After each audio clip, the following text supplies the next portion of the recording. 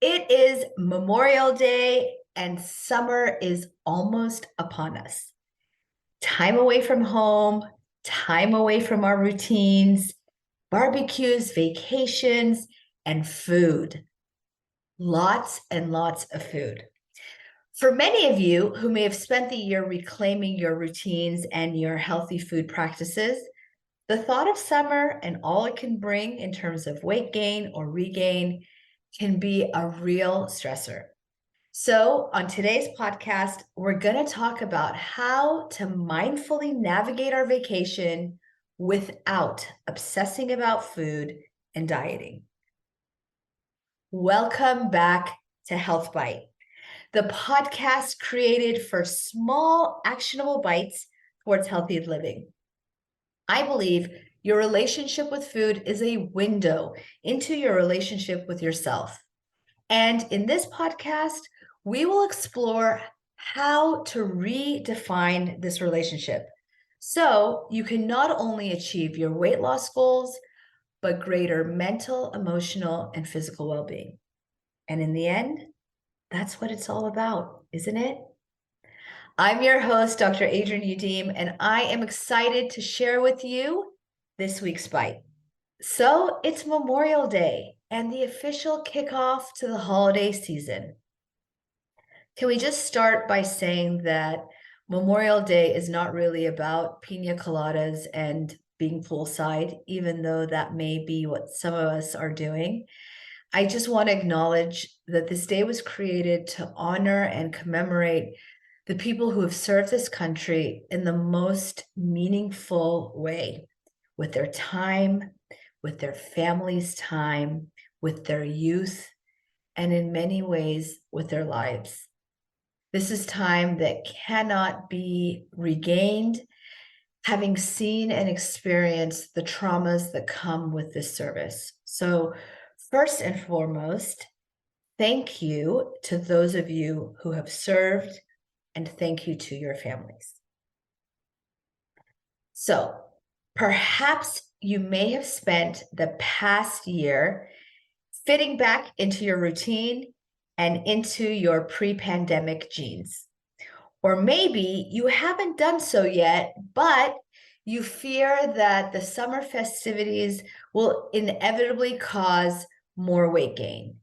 And you may wonder, is there a solution? And of course, my answer is always, there is always a solution.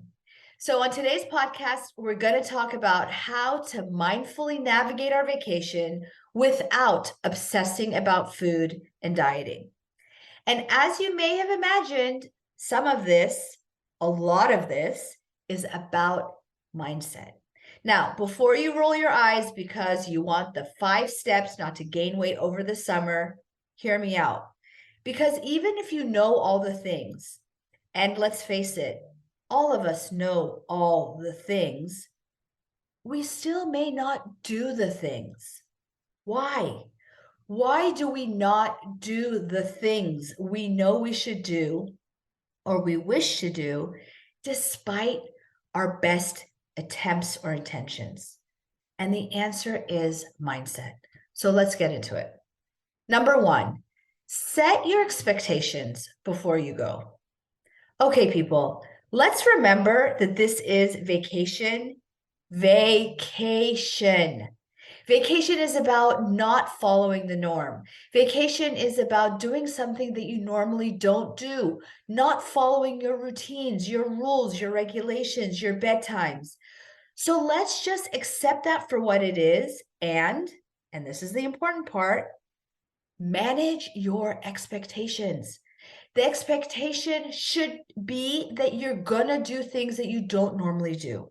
Too much dessert, a glass of wine on a Tuesday, a bread basket before dinner.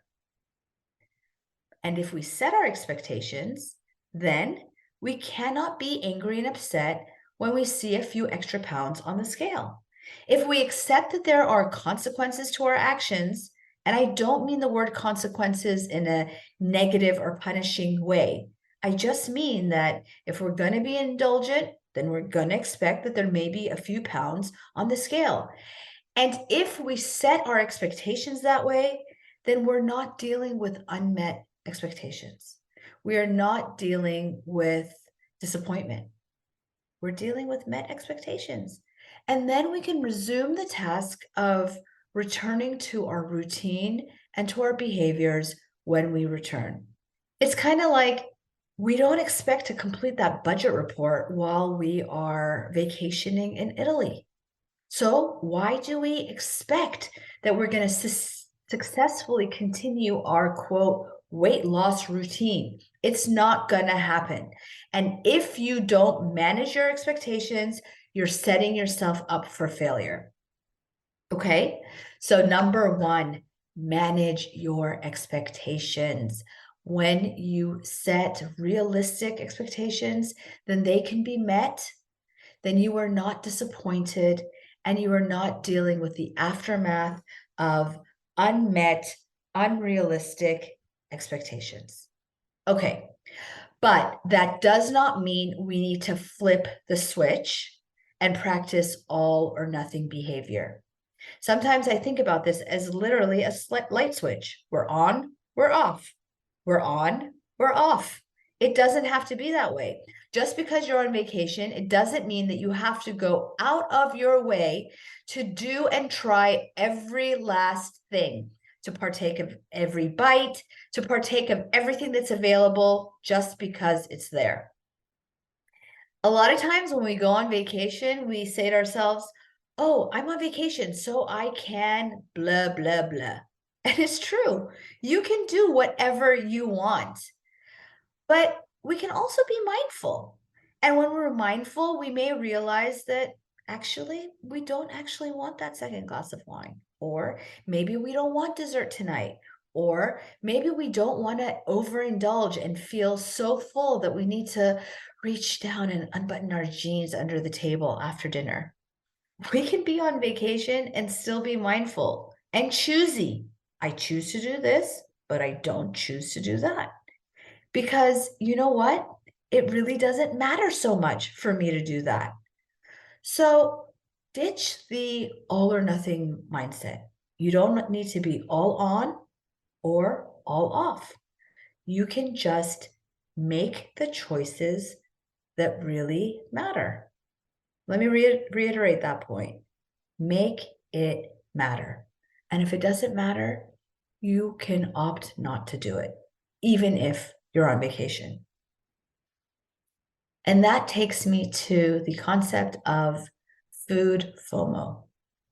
Sometimes when we see food, we feel like we have to partake. We have to take advantage of all of it, as if somehow, if we don't, we're never going to have that opportunity again. Guess what? Not every meal, or any meal for that matter, is a Last Supper. There will always be more. There will always be another chance. There will always be another opportunity. So don't feel like you must partake. And this phenomena of food FOMO is amplified when the food is free. Like if you're at an all-inclusive resort or on a cruise, the sense that, oh, this is free, so I have to take advantage of this deal, right? But is it a deal? Is it really? If we overeat and feel overly full and heavy, like we often do at a Las Vegas buffet, have we really taken advantage of the deal? Or have we done ourselves a disservice? And I just want to say that this food FOMO concept or reaction is a very human reaction. In fact, they've done studies to show that when we are faced with, quote, free food, like at a buffet, or when the workplace offers free food, or when we're faced with food in abundance, we're more likely to eat what we actually don't want.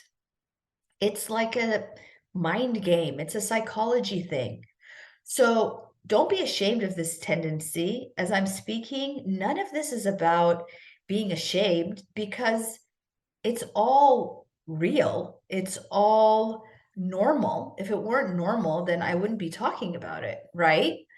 So don't feel ashamed. Just be aware that this is a normal human tendency, and I'm not going to fall for the bait. When you're faced with that impulse to react to food abundance, take a deep breath, slow yourself down, and remind yourself, no, I don't have to. There will always be more. Hi, friends. It's Dr. Adrienne, and I'm dropping into your podcast to offer a love letter to you. I believe that our hunger represents our unmet emotional and spiritual needs. And by leaning in and listening to our hunger, we have an opportunity to hear our needs and to respond. I know this not only from personal experience, but from listening to the stories of hundreds, if not thousands of patients over the past almost 20 years. I have compiled these stories, including my own, into Hungry for More, Stories in Science to Inspire Weight Loss from the Inside Out. This book is not just about weight loss, but about life, and contains lessons that I know to be life-changing.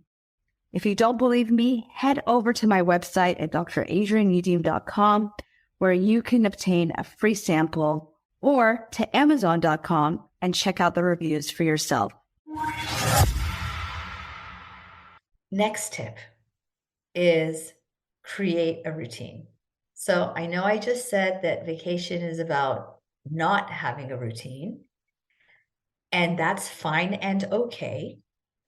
At the same time, we all know that routines are like bookends. They keep us contained. They keep us feeling safe. And while I still fully believe that vacations are for temporarily suspending and actually killing our routines, I also think that some routine is great. So maybe you commit to a daily walk every morning while you're on vacation so that you stick to some sort of routine. Maybe you remind yourself to start with a full glass of water before you sit down to a meal as a part of a mindfulness routine. Maybe you continue a routine of starting your meal with a salad so that you don't go for a bread basket as a way to maintain your veggie routine. Again, it doesn't have to be all or nothing. So think of a palatable routine, something that you actually enjoy if you don't make it unenjoyable. So my mind goes back to that morning walk. Most people will say, actually, I love that walk. I love that movement in the morning. It's invigorating. It makes me feel alive, awake. But we always think of that movement as exercise and something that is cumbersome or painful. So fix your mindset. And if there's something that you actually do enjoy without labeling it in a negative way, and you can do it easily while you're on vacation, it's fun and it's doable, then maintain that routine. My next tip is pre-planning, which means I don't want you to overthink, but we can think a little bit in advance. What can we do to make our vacation more aligned with our at-home habits? For example, are you going to be at a hotel? Well, maybe you can stock the mini fridge with some yogurt or fruit for snacks when you're hungry so that you're not forced to just grab whatever is at your disposal. Maybe you can pre-plan and have a breakfast bar or a shake every morning because you know that your lunches and dinners are going to be out and are going to be more indulgent or decadent. The point is, think about it. Come up with some kind of plan. And again, this doesn't have to be painful and arduous. It can just be as easy as a protein shake or bar in the morning, or having some bananas in the hotel. Think about some kind of pre-planning strategy that will help you not necessarily indulge when you don't need, have to, or want to. Okay, now I'm going to share with you the most important step. Are you ready? Dun, dun, dun. And that is the moment after. What do you do the moment after? And I swear to you, this is 110% the most important aspect of traveling and maintaining routines. So you went to Italy, you ate, you drank, you slept, you absolutely indulged, and now you're home. You're certain that you gained 1,000,000 pounds. So now what? First of all, and this is really important, can we just acknowledge that we had fun? Who bleeping cares how much weight you gained? Really? Did you enjoy it? Did you really enjoy it? And if you did, good. Congratulate yourself for letting yourself enjoy and stay there. Really, I want you to stay there for a minute. Congratulate yourself for letting yourself enjoy. Now, don't catastrophize. Honestly, I don't care what you did or what happened. Maybe you gained 5 pounds, maybe you gained 20. It's not the end of the world. It's only the end of the world if you let it be. And here's the thing, it doesn't matter what you gained, because what really matters is what happens the moment after. If you catastrophize, if you make it like it was the biggest thing in the world that you had this quote setback, you will never get back in the game. How could you? You are too busy hating on yourself to do anything differently. This is why you blow your routine. This is why we gain weight year after year after year. Not because you ate pasta in Italy, but because you're so busy catastrophizing and hating on yourself that it leads to behaviors, to soothing behaviors that make you double down on your weight gain. And this type of eating, this type of weight gain, I promise you, this does not matter. This type of eating is not the kind that's done with joy. This is done with vengeance, with anger, with guilt, with self-deprecation. So please don't do that to yourself. Again, remind yourself that Italy was amazing. You did things you normally don't do. There were consequences, including having had a blast, and that you're not going to catastrophize. And now you're home and you're going to get back into your routine. And so do that.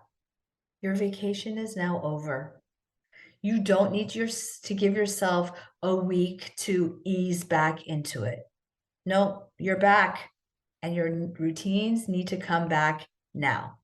So first, I would encourage you, and I know this might be triggering for some people, but I would encourage you to get back on the scale. Burying yourself in the sand does you no good. It is what it is. Get on the scale, assess the quote damage. And by the way, in my experience, it's always worse than what it really is. We always catastrophize. Get back on the scale, manage your expectations, know you're going to see a number that potentially you're not loving. It's fine. Be compassionate with yourself. Remind yourself that nothing's the end of the world. And now get back to your routine. Get to the market, stock up on all your goodies, get fresh fruit, the veggies, the lean proteins, get back to your meal prep, make the fruit salad beautiful and palatable and inviting. Tomorrow morning, when the alarm goes off, don't hit snooze. When that alarm goes off, get your butt out of bed and move your body. Get back to your routines. I promise you, it's all gonna be okay. I sincerely hope that you had/are having, depending on when you're listening to this, a super fun Memorial Day weekend. I hope that you have some awesome travel planned for yourself this summer. And I really sincerely hope that you allow yourself to live it, enjoy it fully, And I hope that this podcast helps you do that. So if you love us, please head over to the show on Apple Podcasts, scroll down all the way to the bottom, hit rate and review, leave us a 5-star rating, and let us know why you love us. Some of you are emailing me love notes, and I love that, by the way. So please keep doing it. But if you really love the podcast, like you say you do, it would be a huge help if you would share that love in a review. Hugs to all of you. And I look forward to seeing you back here next week on Health Bite. I'll see you then. Bye now.